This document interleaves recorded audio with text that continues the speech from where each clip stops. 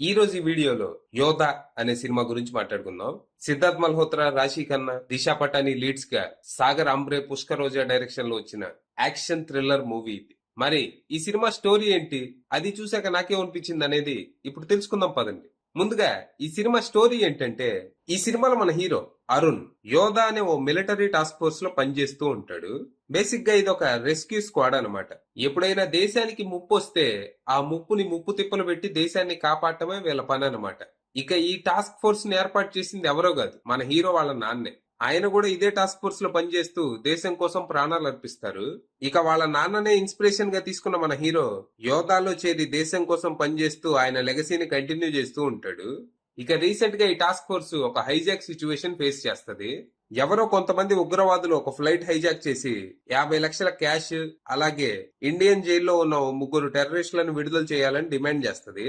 ఇక అదే ఫ్లైట్ లో ప్యాసింజర్ గా ఉన్న మన హీరో బయట ఉన్న తన టీం తో కలిసి రెస్క్యూ మిషన్ ప్లాన్ చేస్తాడు. అయితే ఆ ప్లాన్ విఫలమయ్యి టెర్రరిస్టులు చేయాల్సిన డ్యామేజ్ అంతా చేసి ఎస్కేప్ అవుతారు.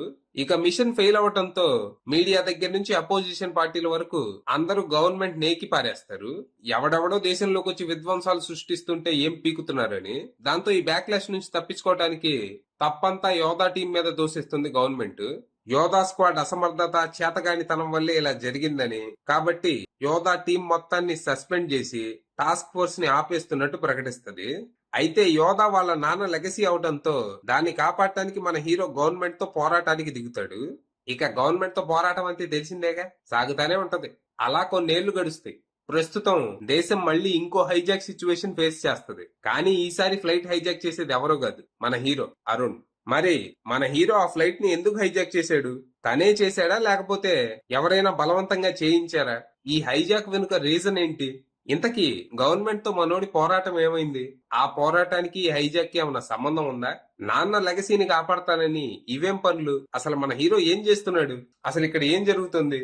ఇలాంటి క్వశ్చన్స్ ఆన్సర్స్ మీరు సినిమా చూసి తెలుసుకోవాలి. ఇక ఈ సినిమా నాకైతే నచ్చింది, ఫుల్ గా ఎంజాయ్ చేశాను. ఇది ఒక పక్క కమర్షియల్ యాక్షన్ థ్రిల్లర్.